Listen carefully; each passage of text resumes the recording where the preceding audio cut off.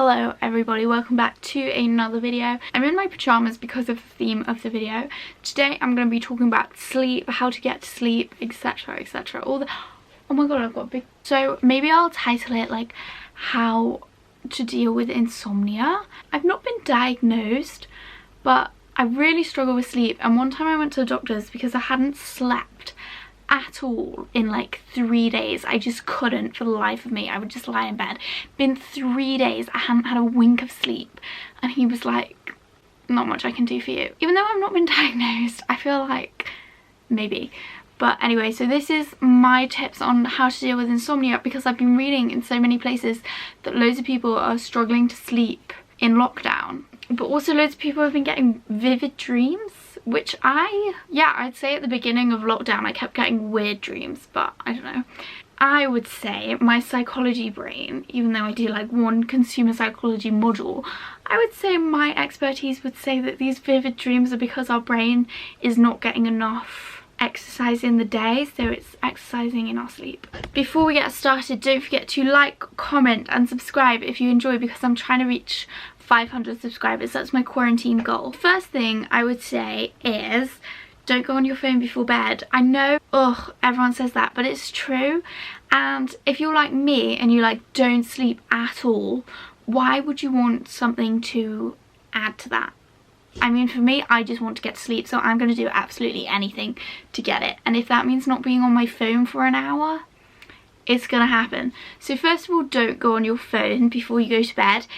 If you do go on your phone before you go to bed, read after it, and read until your eyes start to droop.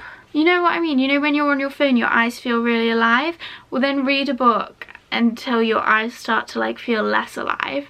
And then once your eyes feel less alive and start to feel tired, then it's time to go to sleep. When actually going to sleep, I have 3 methods. A, if I'm super tired, I'll just give it a go and see if I can get to sleep.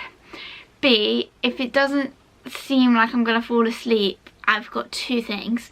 There's an app called Smiling Minds which has loads of meditation and it's all free. There's a 21-day sleep program, so I might listen to one of them to try help me get to sleep, but they're only 10-15 minutes long, and often I feel like I failed.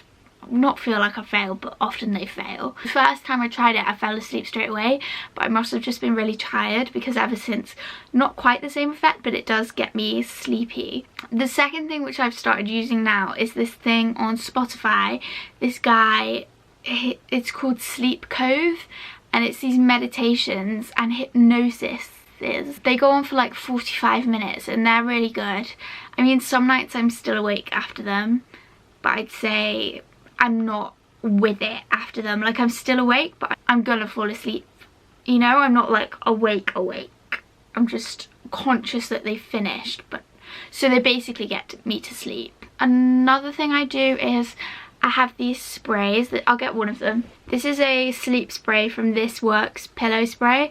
I spray that on my pillow, and even if this doesn't work, it's all about igniting the triggers in your brain. So if every time you spray this you're asleep within an hour, then your brain's going to start to link this smell to sleeping. So it's all about repeating the same things and having a habit, which is why I always read before bed, I spray this before bed, I do the meditation before bed, so all the things are like building this habit in my brain. I also always shower at the same time, so I always shower before bed. I don't shower in the morning, because if you shower in the morning, that makes your body thinks it's waking up. If you shower in the morning, always shower in the morning. If you shower in the night, always shower in the night, because then your body links showering with sleep.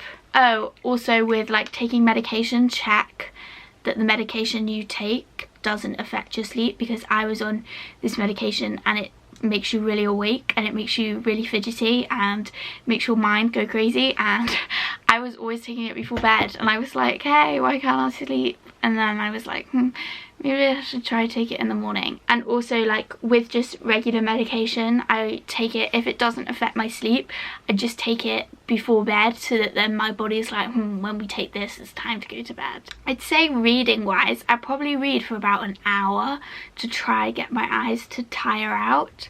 I also don't put my hair up because it might be digging in, might be uncomfortable. I don't wear socks because I make sure my toenails are cut, because there is nothing worse than if you've let your toenails grow and they like touch the sheets.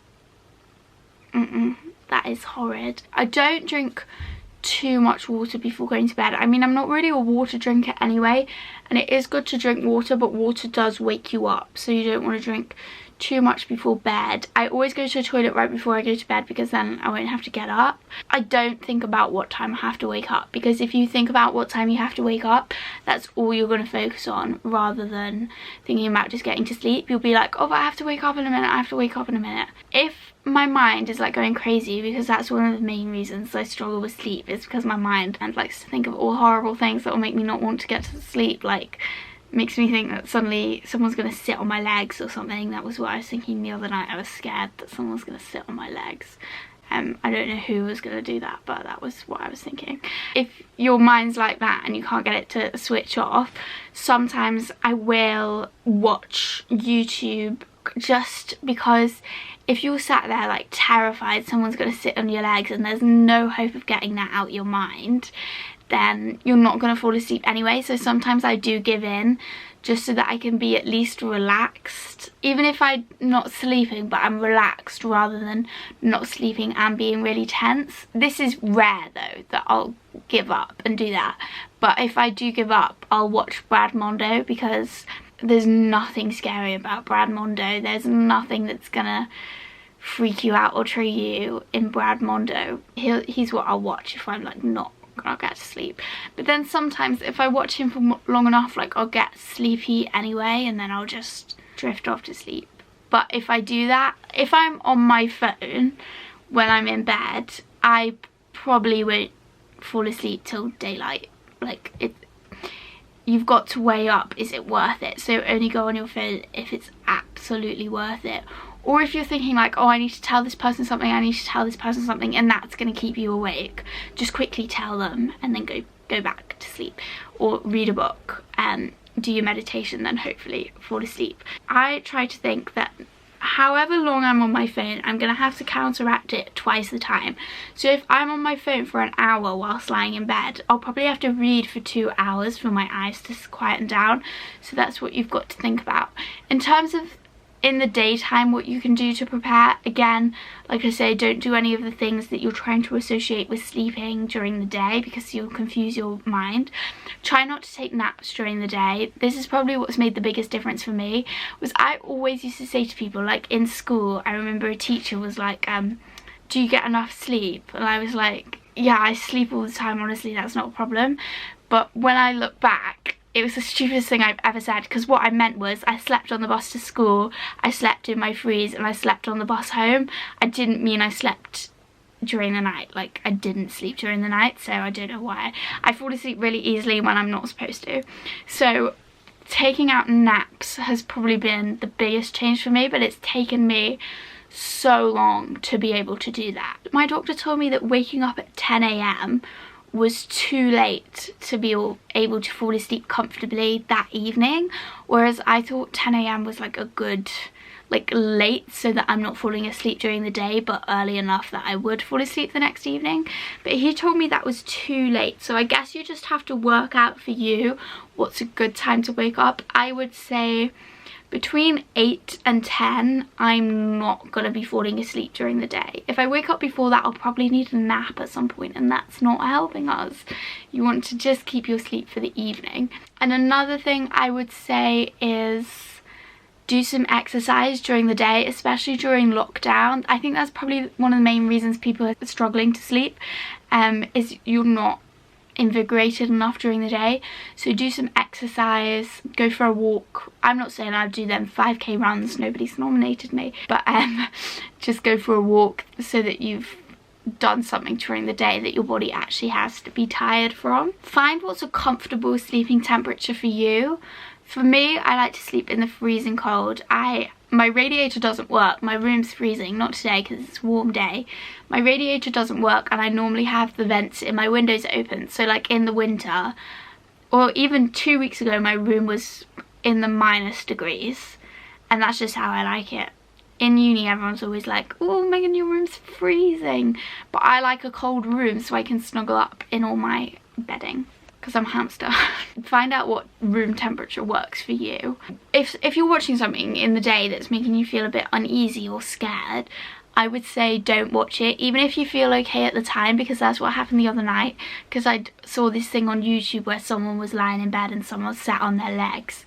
That's why the other night I thought someone was going to be sitting on my legs. So think, how would I feel if I was thinking about this when I was trying to get to sleep? Because if you're going to feel uneasy, then it's probably going to stop you sleeping. Don't have wet hair, that's really uncomfortable and will probably give you a stiff neck or a cold. Make sure your neck is comfortable. I actually sleep basically flat. I don't really like pillows. I mean, oh god, I have like 11 pillows on my bed. How many pillows do I lie on when I'm sleeping? None. I like to be flat. Just work out how many pillows you need. Make sure you've got everything done before you go to bed, so you're not lying thinking, oh, I need to do this, I need to do that.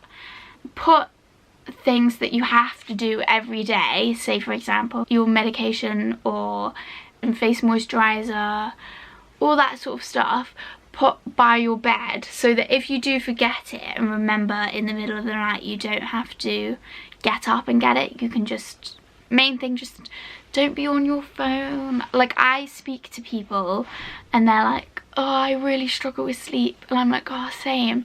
And then they'll be on their phones before they go to bed, and I'm like, no. Sometimes I won't have gone on my phone, I won't have done anything, I'll have literally been lying there for 3 hours.